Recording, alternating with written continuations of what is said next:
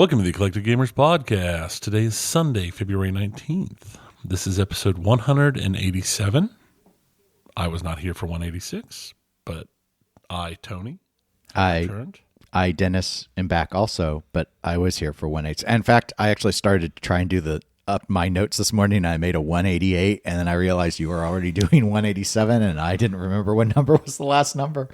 So you're back. Oh, I thought you started the notes for 187. This might be 188. No, I rechecked it. Okay. I double checked it. No, I published 186. Okay. So no, it was fine because I thought no.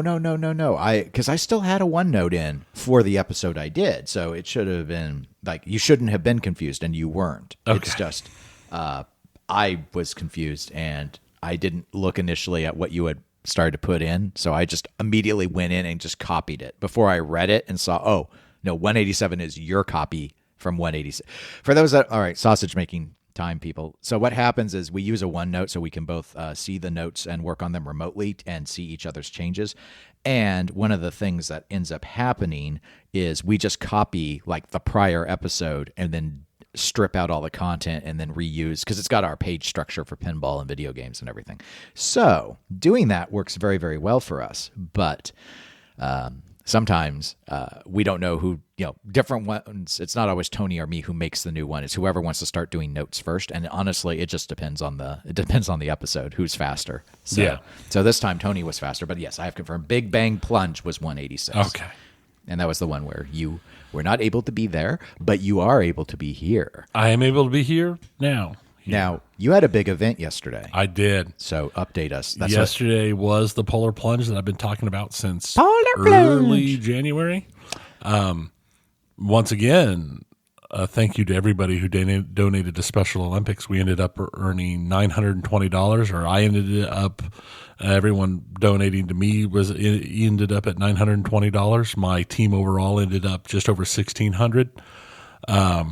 And I think Special Olympics for Kansas overall ended up in the 50,000 range. I think they missed their goal, but they were closer than it looked like they were going to be a few weeks ago. Yeah, I when I last checked, they were up over 50,000. I believe their goal was 65. I think so, yeah. So yes, thank you everyone who supported it, because you were over half of your team, and your team wasn't like a team of two people. Right. No, and the vast majority of the donations came from the listeners, and we thank you for that. If you look on the Facebook, we have video and pictures and stuff from yesterday's event. Dennis was kind enough to record, as did my wife. You can definitely tell which one's which. I haven't watched her video yet. I put the one I shot up early for the Patreon subscribers, because many of them supported the charity. And so they were able to see that version. I was just like, I didn't put it in 4K, but I shot it in 60 FPS because I thought, well, maybe Tony wants to do a slow-mo shot. And I might play around with something. That you could play with. It's a good way to get some video editor experience with. Because now that I have Vegas from that Humble Bundle a little while ago, I really like I Vegas. need to play with it some. But no, overall, it was a great event. I had a lot of fun. Was it fun? It was enjoyable. I think you were very proud of doing it. Yes. There was a period of time in there where I forgot how to breathe for like 10 seconds. Like if you watch on the video, they've got a whole bunch of firefighters out there in dry suits marking the goal place. And as I went past them, giving them all high fives, pretty much during that entire line, I wasn't breathing because my body could not remember how to breathe until I got to the end of that line. Yeah, and I, as a spectator, I did not realize until it started that there were like rules. Like it wasn't just jump in the water and get wet. It was get in the water, into the lake, go out there. You are obligated to high five all of them, or else you have failed. Yes, and I guess you have to give all the money back. I don't know. Maybe not. But let's say yes. So let's keep those stakes high.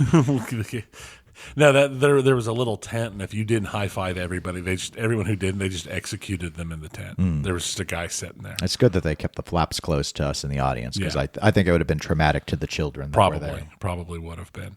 But no, luckily the air temperature was actually relatively warm by that point. It was in the mid 40s. the water was most definitely not in the mid-40s. They announced to us in the crowd the water was 31.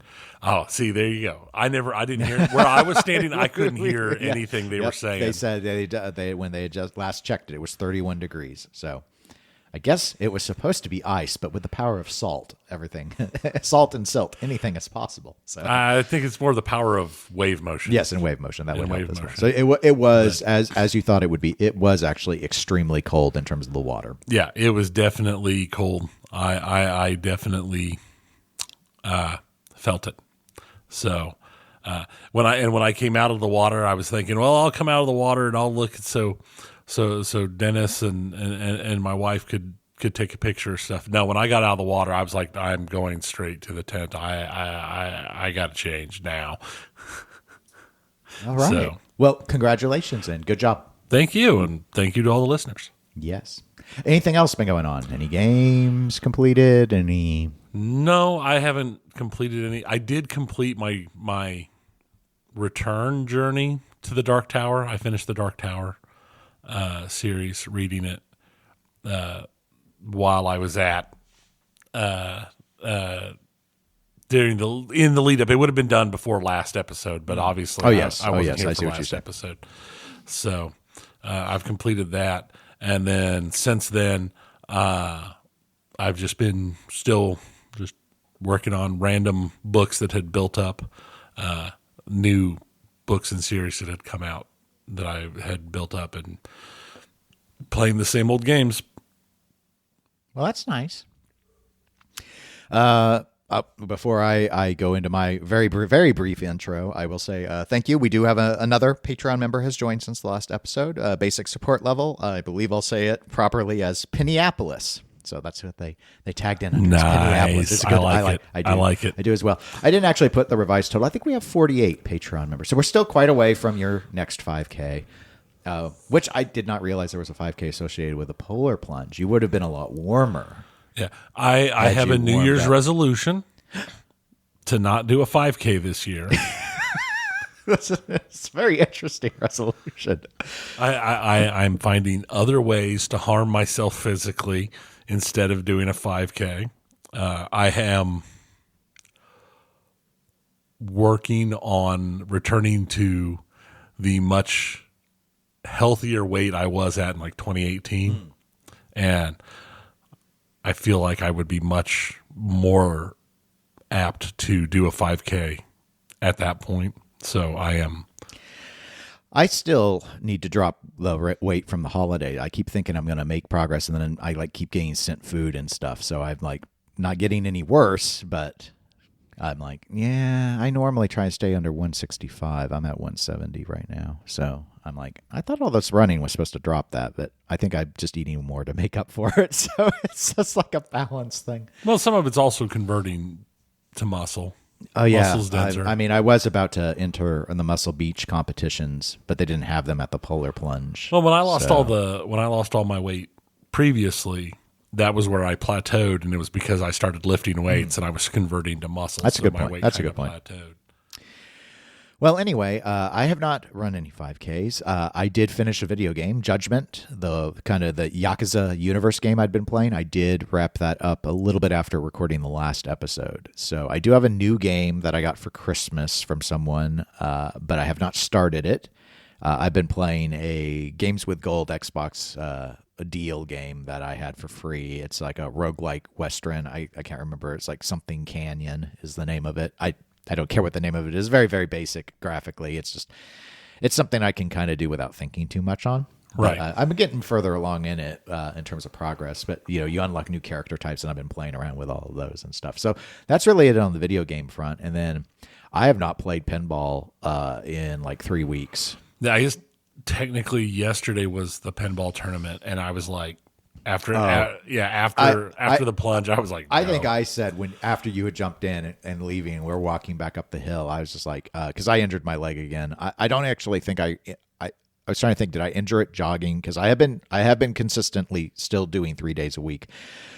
But I think I actually injured it at the Capitol, at the State House, because there are a lot of stairs there, and I had a number of hearings on the 5th floor, and I think I just pulled one of my quad muscles or something, and it's been getting better. but it's still sore. And we're going up this really steep hill after you've plunged. And I just said, I think there's pinball today and I'm not going. Yeah. I just don't feel like standing there in front of the machines that long. And I was walking there and I was like, no, I think I've done You've done your duty. I've done my energy spend today. So my last, actually, I've played within the last month because I did play pinball when we went to the Pinball Awards at the Flippin' Out Theater. We did. So I did play pinball there. So it hasn't been all that long, but I haven't played competitively in quite a while. Now, part of that is also I have this concern, and it's just because of the nature of my work. The way the legislative committee process is, I don't get a do-over day. If I'm sick and there's a hearing, the hearing isn't rescheduled. I just don't get to say anything. Right. And so I have always this fear that I will be sick and unable to speak on a bill where I'm the only one who will speak on it, like I have coming up on Tuesday. I will be the only verbal testimony on a particular item because the item exists because I asked for it to be introduced. So I try and minimize my exposure during those portions of my work time, because even a cold, if I'm too sick, I won't be able to get, and I don't want to get anyone sick. So, right. So anyway, it's just as I sigh out, because this is my least favorite time of year, is this sort of work. But I am almost through the biggest burden of it. I should be by the end of next week mostly calm, and by the end of March, like the week after TPF, it should be fairly downhill at that point. Downhill in a positive way. Right. But anyway, so that's what I've been having going on, and we kind of talked about our limited enjoyment of pinball recently, so let's have some fun actually talking about it, because you know what? If you can't play it, we can at least pretend like we're experts on it, and that is what doing a podcast is all about. Yay! Yay! It's my pinball party impression. Multimorphic, let's start with them. They issued a video teaser for a new P3 module. It's called Project Carbon. The video is a little over a minute long. It's essentially just a trailer of it. It's a very alphanumeric looking screen that just shows like who's the designer, who's the rules person, all of that sort of stuff, while playing some funky like vibe style 80s music. I'm probably naming all the genres wrong. So the game is original. I do have a link in the show notes to the video on Facebook so people can go and watch it. This is the game that was recently discussed that Scott Denisi is creative director on. So Scott is, and for those that don't remember, Scott's who did TNA for Spooky, or who Spooky built for him. So he's the creative director. He also, unsurprisingly, is doing sound design and the music for Project Carbon. And then I think the other notable item, I'm not going to go through the entire design team, is the rules. So Bowen Cairns, who is a very high-level player and also used to do some rule design for Spooky. He did Alice Cooper's Nightmare Castle. We interviewed him years ago on this, or we had him as a guest host on this podcast many years ago.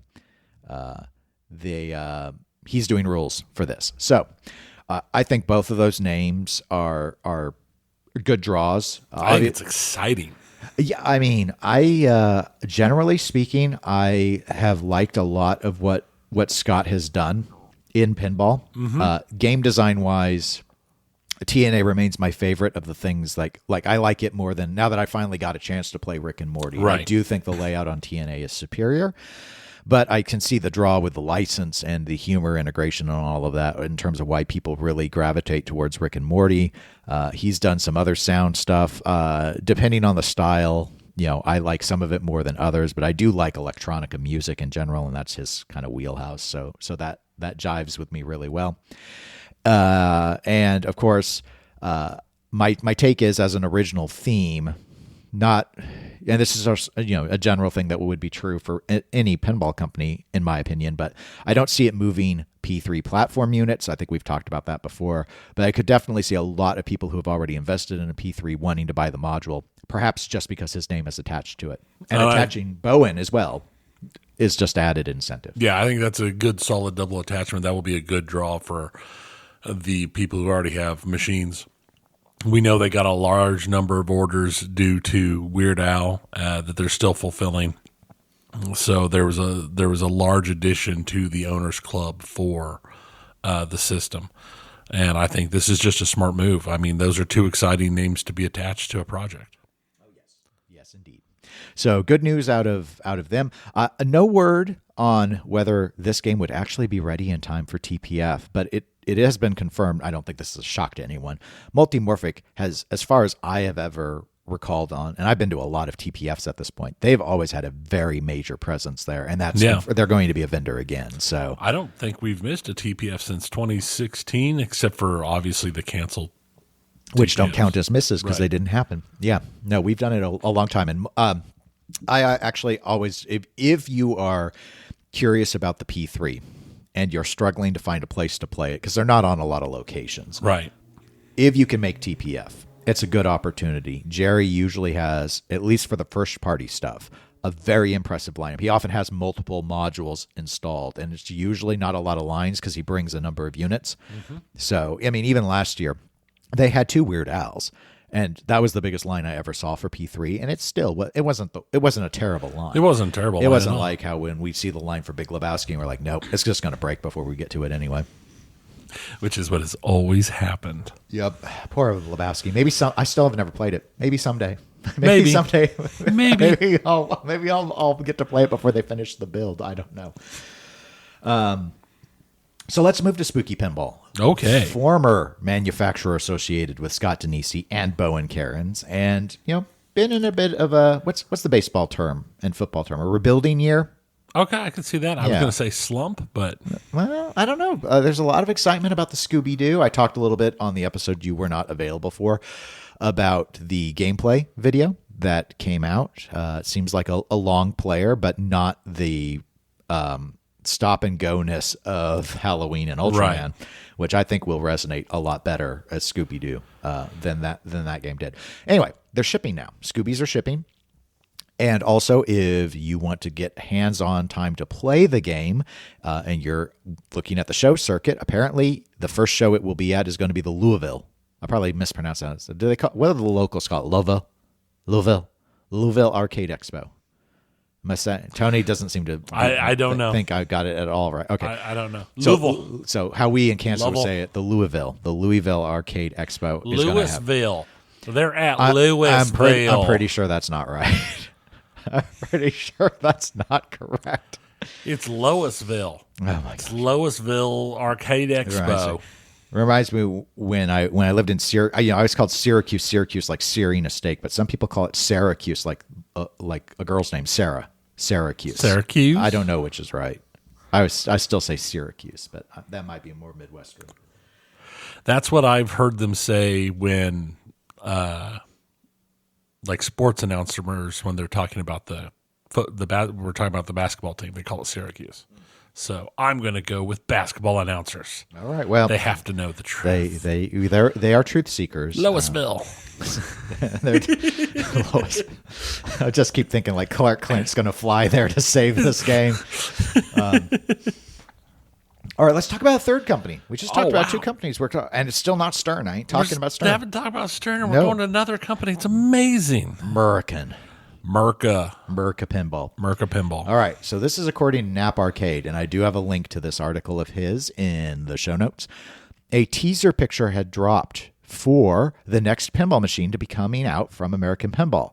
And according to that image, which Tony is able to see through the show notes because I pasted it in for convenience, it indicates that this game is coming out in March. And added information from Knapp Arcade, American Pinball is an official vendor listed at Texas Pinball Festival. Dun, dun, dun. Are we finally going to get to see GTF, Galactic Tank Force? The image for those, because obviously we're in an audio medium. There's no tank. There is no tank in the image. There is a rocket ship. A rocket ship. It's cool. It's like a 1950s style rocket ship. I love it. I really like it. It reminds me a little bit of my neon sign that Ryan Claytor designed. I had 2 thoughts in mind, actually. This ties to the episode because the 2 concepts when I was having the neon created were I either wanted like 1950s rocket ship, or I wanted 1980s Outrun style synth vibe. And he had 2 mock-ups with both of those concepts. And I liked the rocket ship so much, I went with a rocket ship. Right. Rocket ship. So, but obviously the synth style would probably have been more of a Like if it hadn't been me and it had been Scott Denisi instead, I think Scott would have gone with the 80s design Ryan came up with. That's my theory. I don't know for sure. And then, so yeah, there's just an image of a rocket ship in a very, I feel like 50s, almost matte painting landscape, kind of Forbidden Planet vibe is what I'm getting. I like it. And then most of the image is actually just the logo American Pinball, except it's got like the almost a vintagey Captain America shield style behind the not quite that shape. It's more like a Route 66 highway sign. Yeah, it feels like the opening to one of those back. I'm sure you remember in the early 2000s there was all of those like American Choppers and Orange County and all. And, yes, all that. those, So good. Yeah, that's good exact. point. That's the kind of feel I got. It's a type thing from it. And just as an aside, because I've seen different like logo takes on American Pinball, because American Pinball is such a ho hum name. Like this, come on, it's like what it is on the tin. It'd be like selling tuna fish and calling your thing canned tuna fish. If I like this, like make it like super America when you're doing it. Just drip it in Americana. If you're gonna call yourself American Pinball, stuff like this where it's just like over the top stars and stripes. There's like a hamburger on top of it and chili cheese dog and all that. Yeah, dog. So anyway, dogs. So I mean, I think this will be GTF. I do think it will be at Texas. There is so much, there's so much buzz about GTF, and I think it's for a mix of reasons. Part of it is there are some podcasters, not so much us, but others, that have kind of just taken the concept and they've almost embraced it, almost like Snakes on a Plane style, and they're almost like trying to force it to be a good game. And we don't know if it will be a good game or not. Stop trying to make GTF a thing. It's not a thing. Yes. That said, purportedly, there has been a great deal of creative freedom given to Dennis Nordman on this project. And so I am, even if it's bad, even if it's a disaster, I'm fascinated to see it, because some of the concepts I have heard, like the thing about it folding down, like the back box folding down and it looking like a tank and stuff, I don't get why you would do it, but I still want to see it. Right. I still want to see it. And who knows? I mean, quirky, like I like certain quirky designs. So if it's like quirky in a Gottlieb Premier style, but it has good rules, that could work for me. It could. I'm willing to consider games that are not licensed themes. I still think that a license is the way to go for a company, especially like a company like this, which I think desperately needs a hit. But regardless, I really hope it is in fact TPF that this will be at, because I want to see it and I want to play it. I agree with you. I definitely want to see it. I want to play it. Like you, I have no problems with a non-licensed theme, and I mean, I am a huge fan of the whole space opera, sci-fi type things. It's like half of my reading list is space opera type stuff. So anything that even plays that way just seems even more fun to me. So. And I think most of the hype masters are still really hoping that American Pinball announces at least a GTF lunchbox. There's been a lot of demand for GTF lunchboxes. We got to have the lunchbox. Honestly, I've considered designing a T-shirt for us that obviously I won't say Galactic Tank Force. We don't have the trademark to that. But right. GTF, I mean, that's a fan-made series of letters. They could just say GTF with a tank, but I don't know what my tank would look like. I don't know. That'd be a tank in space. Oh, space tank. I'm gonna go with it. I mean, it's space. It's a tank. Quite obviously, what it needs to be is just the turret of a T-72 floating in orbit. I wondered if you were going that route. I thought about making a little Ukraine invasion reference, but.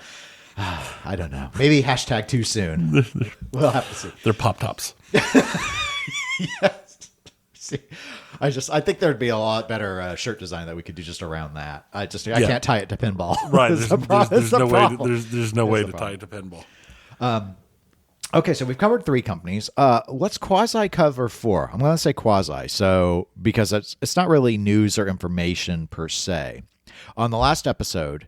You might recall, Tony, if you happened to hear it, that I did bring up the issue that there was a report that Planetary Pinball Supply, or PPS, is looking to continue doing remakes, but not with Chicago Gaming Company. And it's also known that PPS has got the trademark for Big Bang Bar now. So I asked a poll of our Patreon members, which... Would that make it Big Bang Bar remake? Yes. BBRRR.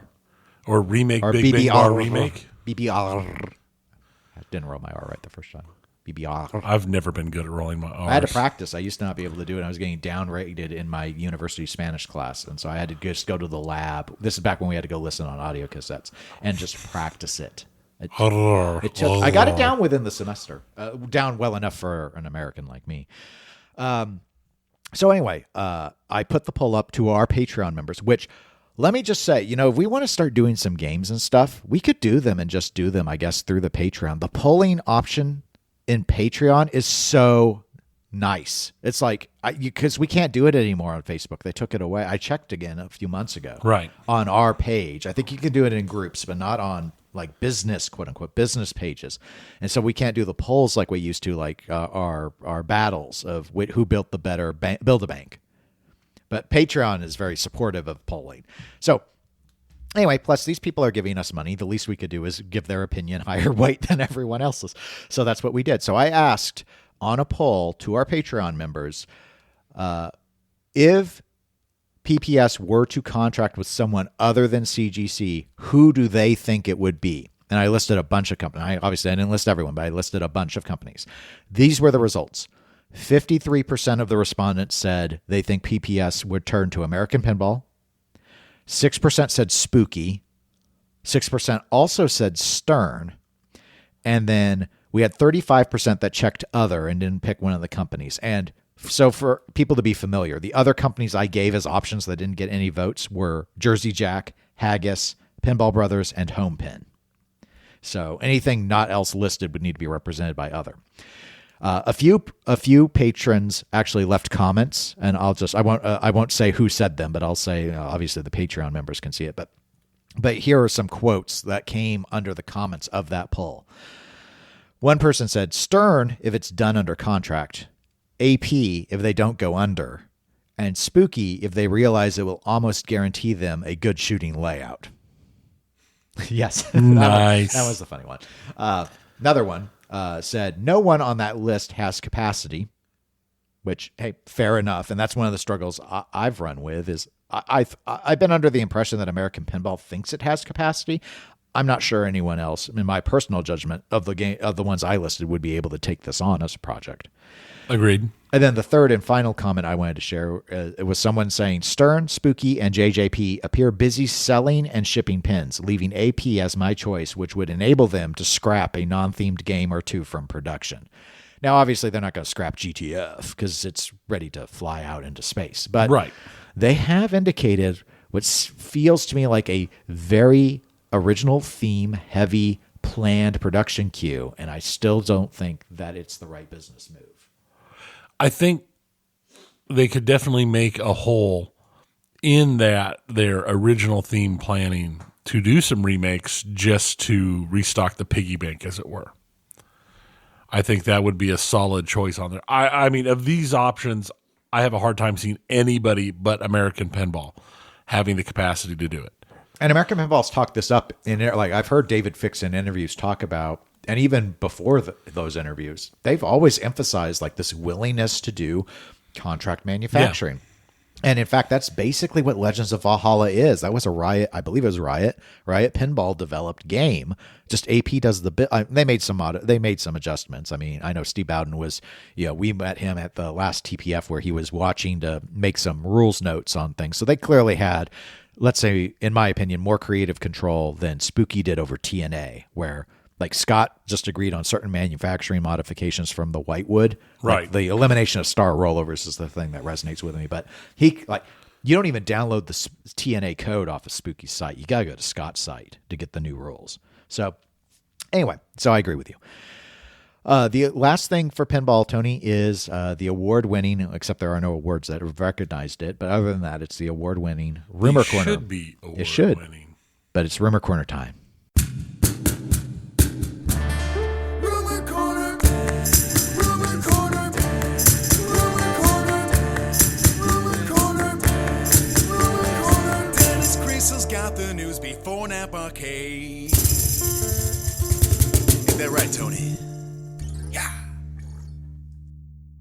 Okay, so on this episode of Rumor Corner, this is an interesting one. Obviously, let me put in my little disclaimer. I try and remember every time, but people should be able to tell from the fact that's called Rumor Corner that this could all be lies. It could all be false. There's no necessary truth to it. It's for entertainment purposes only. So qualification, caveat. For external use only. Rumor Corner. Yeah, do not swallow these rumors. Do not swallow them whole, especially. You could choke, even if you're over the age of 3. It's very dangerous. So this one in particular, I'm starting to suspect is more wishful thinking than anything, but it's interesting, and I could see it. So the rumor is that Stern Pinball may be in production, or not production as in building, but in planning production. I guess pre-production would be how I should have said it, to do Rings of Power, the Lord of the Rings series, TV series that Amazon has on Prime. Which was very okay. I actually enjoyed it quite a bit. I did, because of this, I did go and check this morning. At least its first couple of episodes rated significantly. Viewership ratings were a lot higher than House of the Dragon on HBO. So it did well, is my point. Yes, it did. Whether you liked it or not, because it's also very polarizing. And the critical review score is actually quite a bit higher than the viewer rating, because this is one of those that got reviewed bombed pretty hard. It did. Saying all that aside, though, a lot of eyeballs have watched it. So I could definitely see a company saying, this is a good franchise to play in, especially because it's in the Lord of the Rings world. But here's the rumor. Not just that they are looking at doing Rings of Power, but that they would reuse. This is where I especially think it's wishful thinking. But the idea being they would reuse Gomez's Lord of the Rings layout outright. It would be a reskin, except the art's going to be different. It'll be Rings of Power, and it's not going to be the old rule set on the White Star boards. LCD screen. It's going to have new rules developed, and obviously clips from the show, not dots from the trilogy of movies that are 20 years old at this point. So what do you think? I think that is so wishful thinking, but I can agree with them. They're not going to be able to vault Lord of the Rings. I would love them to vault Lord of the Rings. It would be great. They have never vaulted a White Star. Right. But this would be a way for them to do it without doing it. Yeah. So, I mean, it would definitely, and they wouldn't have to worry about the licensing issues of trying to get back Lord of the Rings licensing to vault it. If they have new licensing, they can use a known, tried and true layout. Some rules of changes. I think it'd be great. I think it would be great. Yeah. The main things for me would be, it would make a lot of sense in a lot of ways. Obviously, it's one of the most beloved fan layouts that's ever been developed. I believe it still remains in Pinside's top 10 on their top solid-state games. In terms of rule adjustments, starting over from scratch, in a lot of ways could make good sense. Kiefer doesn't work for Stern anymore, and he was the lead on the rules there. He works for Jersey Jack. So having someone else take a crack at the rules, maybe making it a little less chop your way to a multi-ball and then move on. That could be a positive. I think in terms of buyers, because it's not a vault, I still think it could sell well. It's just the biggest thing I think of concern is, one, the movies are more loved than the show because the story of Lord of the Rings is a better overall story. Correct. And then the other thing is, one of the greatest things that you would give up, just like when they did the comic vault edition of Spider-Man instead of the Sam Raimi movies, is you're going to lose all those call-outs. So right. John Rhys Davies' call-outs are beloved in that game. But obviously, if you're not doing the movies anymore, then you're not going to have Saruman go to war for the Twin Tower multi-ball. And so it's just... You're going to lose a really... the sound is tinny as all get out at this point. Like, it really deserves to be redone, but people love those call-outs. And yes. They don't make any sense for Rings of Power, so you got to start over. And so that would upset some people, but that's people that are wanting a true vault. Right. And I think I don't think this is likely. I think it's more likely than a vault, though. Yes, I agree. I agree with both your statements. So are you rumor-tained on it? I am, and actually it brings up a thought. I think that if any company could get a step in to Amazon's new library, there are some good pinball fodder shows and stuff that they have. Thinking a little Machina? That would work. That wasn't actually my first thought, but it was my second thought. Vox Machina could be good. My first thought was The Expanse. Oh, gosh. But, I mean, they're done with it now. Well, yeah, but half the stuff they're doing anymore is the same way. Also, Reacher wouldn't be bad for that type of thing. I don't think it'd be good, but I think Vox Machina would be excellent. I think, that's an interesting point because, to my knowledge, no one has ever worked with Amazon for a license on doing and they're doing one of their series. So who knows how easy or hard they would be to work with. But, I mean, mine that I would pick, Vox Machina, for those that don't know, is an RPG cartoon. It's based off of a Critical Role, which is like a live stream where they role play. Yeah. Tony watches it. I'm familiar with it, but anyway, the cartoon that they put together based off of these campaigns they've done is actually a lot of fun, and they just finished the second season of it, and it's still going. I would say Vox Machina would be good. I would say The Boys, if you're willing to go. Be excellent. I mean, I don't see Stern necessarily doing it, but if you're willing to get full on dirty and do an adult theme, The Boys would be a good option. Invincible could also align with that. Yes. I mean, these are both hyper violent. One is a live action and one is a cartoon, but both have interesting characters, and their structures would lend themselves to pinball modes. So I would say those two also stand out to me. That would probably be the three: Vox Machina, The Boys, and Invincible. That I would say would be the prime ones to farm, aside from Rings of Power. Right. Which makes it just makes sense of those, because, like you said, The Expanse is done. I mean, I see. I don't think Amazon would refuse to license it. I just don't see a pinball company at this point, because it's been a few years now. Right. Like 2 years since it ended. I just don't see them going to that well at this stage and saying, let's do this now that it's done.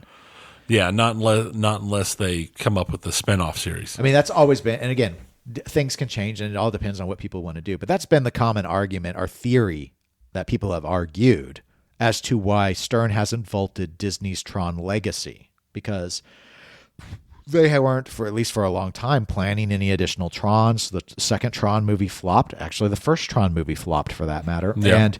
And so Disney didn't have any interest in working that license or continuing a license on a property that they have no real financial benefit. And the licensing agreement alone, like, that's not big money for them, for pinball. So anyway, so you said you were room retained. So now why don't you entertain the listeners with video games? Because there's a few things here. There are a couple things here. Let's see. We have a note here. It looks like you added that we got an email. Oh, I did add that this morning. I didn't tell you because I added it into the OneNote. Michael W. emailed us at eclecticgamerspodcast@gmail.com, and he asked about Hogwarts Legacy. Now, before I go into the rest of it, have you played it? Because I have not. I've not played it. I've read some reviews and looked at it. It looks interesting, but not enough to trip on my have to grab at full price type trigger. Right. Yeah, no, I honestly, because I've never played a Harry Potter game, I just haven't looked into it. It's popped up in a lot of my gaming news because there's all the controversy with J.K. Rowling and her political ideology and people, protest debates on this. But the game's been doing very well. Right, and seeing this thing is that's overshadowed the story, if it were about the game, but it's reviewed well. Mm-hmm. People who've played it seem to be enjoying it. Yeah, I haven't heard anything negatives about the actual gameplay. So anyway, continuing with Michael's email, and this is just a paraphrase from it. He wanted to know, though, if this sort of game, Hogwarts Legacy, is the right sort of game to start playing if one is a non-gamer or hasn't been a gamer in years. And in his example, he said the last game he put really any serious time in is Gabriel Knight, which that's like from the 90s. We have a mutual friend, Shane, who was a big Gabriel Knight fan. And even I, who was a Sierra fanboy, didn't really play Gabriel Knight, but I remember when it was out. Right. Yeah, no kidding. I think it could be. This is the type of game that I feel like a lot of people will really like. But the truth of the matter is any game can be a good gateway game. The big thing is it has to have fun gameplay, and the premise of the game needs to grab you. I wouldn't sit down and sell Harebrained Schemes Battletech to somebody as their first game when they haven't played games in forever. But I've got like 1,000 hours in that game because it hits all my wheelhouses and it's what I play. It's my I would want something utterly relaxing to play. So I think with your last game of note being Gabriel Knight, I mean, there's a lot of gaming has really changed since Gabriel Knight. Yeah, I would broadly, I agree with Tony. Basically, whether or not you're a seasoned gamer or a new gamer, most games are approachable. And the one nice thing that's happened with gaming over the years is they have gotten a lot better about guiding you to teach you how to play the game. Yes, they have. So even if I might normally say to someone, okay, you've never been a gamer before, my biggest concern would be getting too frustrated with not seeing progress. So I would normally say, because of that, maybe stay away from a Souls series game or an ultra aggressive platformer like Super Meat Boy or N Plus, things like that, because they're very, very difficult to even see a lot of initial progress in. All that said, even Dark Souls has a pretty good tutorial section that teaches you how to play the game. So even if you're coming in not familiar with games, the whole first area of Dark Souls, you're going to die in it, but they will teach you how to do the mechanics. And most games are like that at this point. Older games, actually, it was more problematic. We didn't have really good tutorial setups. And now a lot of times there's not even a tutorial, quote unquote. They actually integrate it into the early areas of the game, so it's seamless and lets you just learn almost more naturally. So while I don't know anything about Hogwarts Legacy, inherently, just based off of modern game design, it shouldn't be a barrier, even if you haven't played in years, to go ahead and start with that as your first game, if you think it sounds interesting to you. If you are a Harry Potter fan and it sounds interesting to you, go for it. Yep. Okay, Tony, now your content. Now back to the content. It's I don't know if I'd consider it content. Well, it's in here, so it's content. Tony. It's in here. Big news rolling off of the Activision-Blizzard side of things. We're heading rapidly towards when the completion date for the sale, which is slated for July of this year. Well, Blizzard had a company-wide meeting just the other day to discuss an internal employee satisfaction survey, and they made some announcements that left the staff rather unhappy. Specifically, they announced that they had slashed the profit-sharing bonuses to 58% of what was expected, and that they were expecting that all employees would be required to return to the office 3 days a week from their fully remote structure starting in a month or so. And all of these announcements came less than 2 weeks after the quarterly financial results showed that they'd actually had a 90% increase in operating income. So they've doubled almost their income in the first quarter, and decided that, you know what, we should go ahead and cut bonuses by 42%. Because the bonus, we only doubled our income. We definitely need to cut bonuses by half. Yeah, they're just struggling to make ends meet. It's tough times, but there was a lot of questions, and the responses were not well received. In response to returning to the office, Mike Ybarra, the president of Blizzard, replied that at the end of the day, we want people to be happy, and if decisions about being happy don't align with where we're going, and you won't be happy, then you'll have to do what will make you happy. Which, looking online, there's a lot of thoughts that because they're not the first company to do this lately, a lot of companies seem to be, instead of doing major layoffs, they're forcing office returns so people quit. I did, and I don't know if you've seen anything on this or not. It was someone's claim, I'm sure, in a subreddit comment, which is why I'm not necessarily putting stock in it, though it did kind of make sense to me. Is someone had indicated that they thought a lot of these companies actually have arrangements that they got for tax breaks and stuff that define like employed people that mandate that they actually be on site in the location that gave them these arrangements. And so those were perhaps suspended during the pandemic. And now the companies are like, well, in order for us not to lose some of these breaks that we've got, we have to have people back at the office. And that's what they're trying to do, is why they're doing it, even though there's no like efficiency or production angle to it. They keep saying that to try and sell it to the employees. Like, we'll be more productive when we're all in the office. But in reality, it's more like, no, we got all these breaks and discounts and stuff from the government, and we want to keep those. And we have to be able to show that these people are in the city doing the job. I didn't know if you'd heard anything. I've not heard that, but it would make sense. I know that Blizzard in particular went on a large hiring spree that had no requirement to be based near a Blizzard location. So they've got people hired all over the place. So they are reportedly opening up hub facilities in other major cities for people to be able to go to work to, and they're keeping some people will be allowed to stay remote, specifically those who it's in their contract that the remote workers that were hired on a temporary contractual basis. Okay. Also, when speaking about the profit sharing in the meeting, Ybarra suggested that workers who believe executives are making more money than the workers are living in a myth. Now, did he mean that surely the executives do make more money than most of the staff? They do. My assumption is does he mean like that they are now making more than they were like last year? I think it was a poorly worded point to say that they'll be getting the same amount of bonus. Oh, like their bonuses are also down 40%. Yes. Okay. That is my assumption from the way it's been seems, but it was terribly worded no matter what. Otherwise, it sounds like a lie. Because come on, in what corporate structure do the executive team make the same amount or less than the people who work under them? Exactly. That's not how any hierarchy works. Yeah.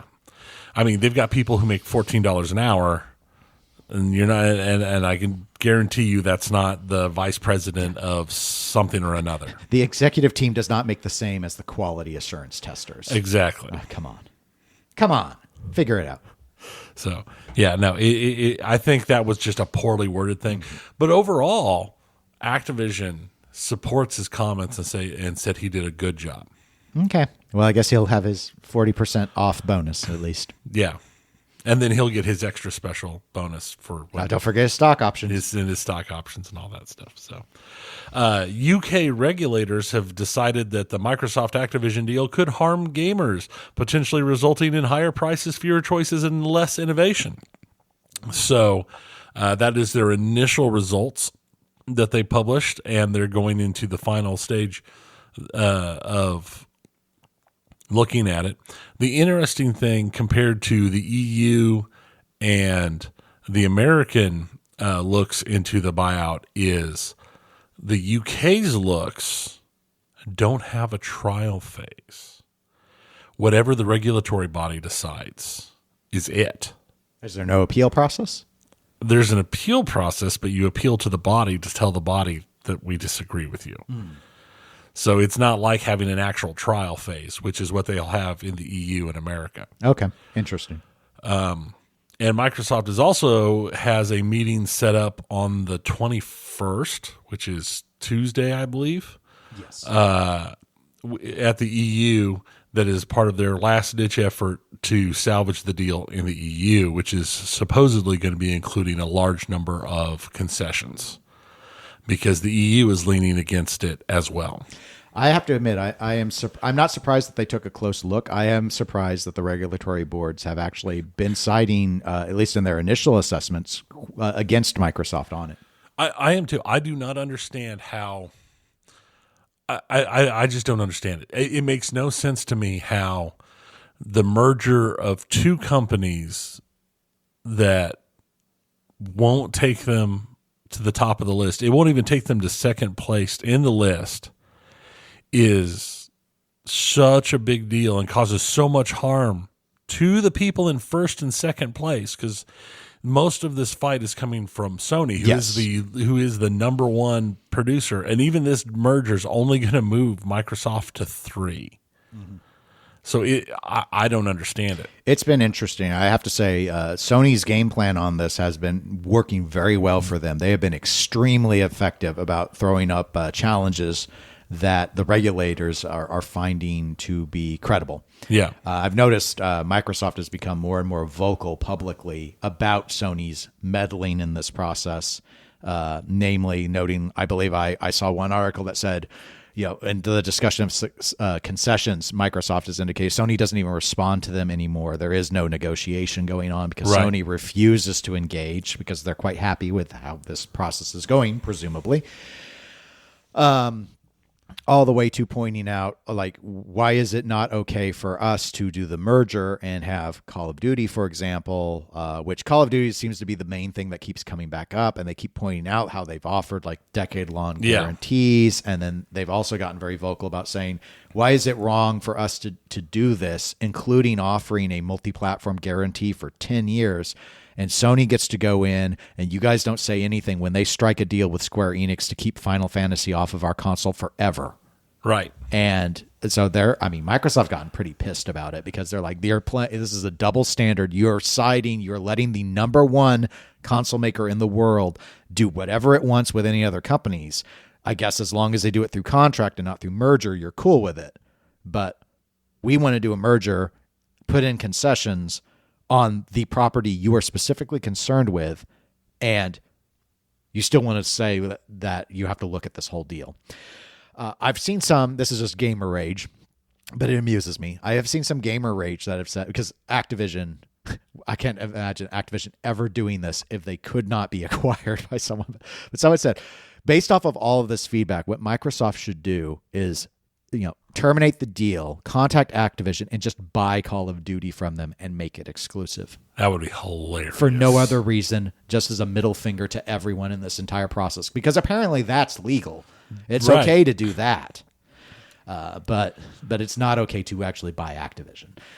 So I mean, it's interesting. I do think ultimately this still goes through. It'll just be, there'll be some more concessions that will be offered up. There'll probably be some pretty major concessions offered. I don't know if if it's still going to be all around Call of Duty or what, because honestly, from a business perspective, even after 10 years, I'm very skeptical that Microsoft makes Call of Duty exclusive. They would just make so much more money keeping it the way it is. Well, and that's what they did with Minecraft. Exactly. And that's why. But Microsoft way further back in its past did have monopolistic strategies, so I can understand regulators wanting to look at it closely. It should be examined closely. It's just, it seems like everyone's a Sony fanboy. That's what it feels like. It does, and it feels weird because I'm one of those people who falls into the thing in some situations, specifically with certain games like Call of Duty. To me, it makes no sense to ever take Call of Duty off. The Call of Duty sales are so high on yes, it's somebody else's console, but you get the money from it. So it's like, there's more people who buy it, but nobody's buying a PlayStation to play Call of Duty. You can play a Call of Duty on literally anything. I mean, I remain, my theory is, I think Microsoft mostly wants Activision so that it can day one Game Pass the entire Activision catalog. And that's because their whole growth strategy on the gaming side is around Game Pass at this point. Yes. And it's working for them. I mean, it's the best deal in gaming. And that's so having Activision in it and being able to say, well, you can own a Sony and play all of the games because we're going to make money that way. Or you can be on Microsoft, have Game Pass, and not have to spend anything more than you are already paying for Game Pass. Right. Obviously, I get why Sony is threatened by it, because it is a threat to Sony. And they have Microsoft has mentioned recently that, or admitted, I should say, that Game Pass does scavenge sales numbers. How could it not? And it's like, yeah, no How kidding. could it not? Who's gonna buy a game after I could go back to try and like get all the achievements in Judgment, but if I had played it on Game Pass and finished the my 35-hour run in it, why would I go back? I'm done. I won it. I'm done. See, that's one of those. I think people are playing a lot more games than they would normally play because they're on Game Pass. So a lot of games that wouldn't get very big sales numbers anyway are getting a lot more play time because people are willing to play it and give it a try. And things that are really big, people might eventually purchase so that they have it when it leaves Game Pass. Stuff like The Outer Wilds or A lot of multiplayer games. A lot of that. Yeah.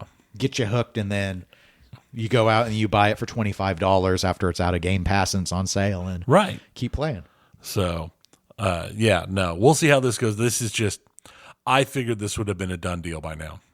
I'm surprised I figured by this point they would still be talking about it, but it would be an overriding on the wall thing. And it's not. It is still such a large fight that I've been actively surprised by it.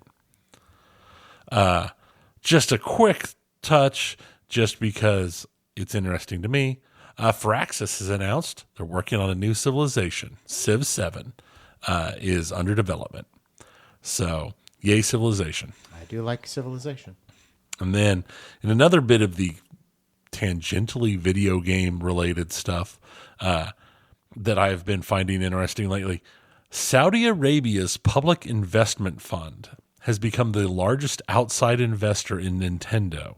Saudi Arabia now owns 8.26% of Nintendo. And this is an ongoing trend they've done with this public investment fund. They own similar stakes in Capcom, Tecmo, EA, Activision, and Take-Two. They actually own a 51% majority of SNK. Oh, I did not know that. Yeah. So this is part of this overall fund. The public investment fund is where they just take, the government takes governmental funds and buys stocks. Right. Well, I mean, I don't think it's a bad strategy. Gaming just seems to be on an overall upward trajectory. I would assume these are relatively safe investments. So, yeah, I would think so as well. It seems like a pretty safe spot because, gaming companies are the companies that when the pandemic happened, they made out like bandits. Oh, yeah. So they weren't the cruise lines and the airlines and all that stuff. But I think it makes good sense. It's just interesting because of the connotations of a country that has the perceived human rights record of Saudi Arabia purchasing all of these companies or stocks in these companies up to having a majority of like SNK. That has elicited some comment online, especially for something as beloved as Nintendo. Yeah. Well, I don't really think there's a way that they can discriminate against who gets to be an investor. So, you just have to accept it. Yep. There's no real way to go around that. And now for what is quite probably the final tabletop section in a while, unless a bunch of more news comes up. Just a lot of this is stuff that was would have been talked about last episode, but I wasn't here. The OGL has been rolled back. It's completely removed their proposed changes. So this is the Wizards discussion. The Wizards discussion, yeah. The OGL, D&D and OGL from Wizards of the Coast. They have dropped the SRD, which is the main core rules, lore, and everything for 5th edition into Creative Commons. And once it's in Creative Commons, they can't take it back. So it's out there. So that's a very major change from what they had been looking at doing. During a call with investors, Hasbro CEO stated that they had misfired on updating the OGL. He also stated that the mass cancellation of D&D Beyond accounts shouldn't have he actually said will have no impact on Wizards of the Coast bottom line for 2023. He said that a lot of follow-up contacts between Wizards and those people who had dropped the D&D Beyond accounts said that a large majority of them were willing to resubscribe at a future date once they no longer feel like Wizards is be doing what Wizards was basically doing. At the same time, Bank of America has downrated Hasbro stock, saying the company faces a steep decline in its share price if it continues to destroy customer goodwill. Within its Wizards segment, Hasbro continues to destroy customer goodwill by trying to over-monetize its brands. Those stock analyses are always fun. Yeah, and they followed that up just last week with an addendum saying, we remain especially cautious on Hasbro's Wizards segment given its over-monetization of Magic. Wizards recently tried a similar tactic with D&D, proposing changes to its licensing agreement, which led to substantial pushback from the community, including calls to boycott the D&D movie. But Chris Pine, I know, it's Chris Pine. he's playing a thief. He comes up with the plan. It's Chris Pine is being Chris Pine, just like he is in every single movie. Oh, poor Chris Pine. I heard someone say that about Denzel Washington. They feel Denzel Washington just plays Denzel. I can see that. Well, I don't know. Training Day, he's Training Day is so different than like Man on Fire. Is he just bad Denzel? And in Man on Fire, is he just like cold dish reserved revenge style Denzel? And then in, I guess maybe that is the same as the Equalizer Denzel. So that is kind of there is that. But then what about like the Philadelphia, where he's the lawyer? That's lawyer Denzel. Totally different. It's completely different. Totally different. So yeah. I don't know if Denzel really matches that as well. Okay, but not. Chris Pine. But Chris Pine, he's always just Chris I mean, Pine. it's pretty much just He's just one thing. He just pines it up. Yeah, he's always Captain Kirk. Yeah. Yes. That's exactly. He's always Captain Kirk. Maybe he'll use a phaser in the movie. You won't know if you boycott it. But I think that has a lot to do with how the D&D movie and the rollout of D&D 1 is what's going to have the overall largest impact on Wizards of the Coast this year, for obvious reasons. If the movie flops, if there's so much backlash that D&D 1 does not have as strong of a rollout as they're looking at, there's a new Baldur's Gate game coming out. Those all three of those are going to be a huge portion of Wizards' profits for this year. So I think if they do well, Wizards is going to do well, and Hasbro is going to do well, and they'll probably see it as the OGL issue as a stub toe, but no major damage. But if they have large scale failures on those three items this year, the OGL failure could be a much bigger problem for them. Well, I mean, they did do basically what you said they would have to do with the OGL. I mean, they not only totally rolled everything back, but to toss it into Creative Commons to indicate that they won't be able to do it again. There's not much else they could do to try and fix it. Yeah, no, that's literally, that is far beyond what I thought they would do. I didn't think they would actually pull the trigger on going that route.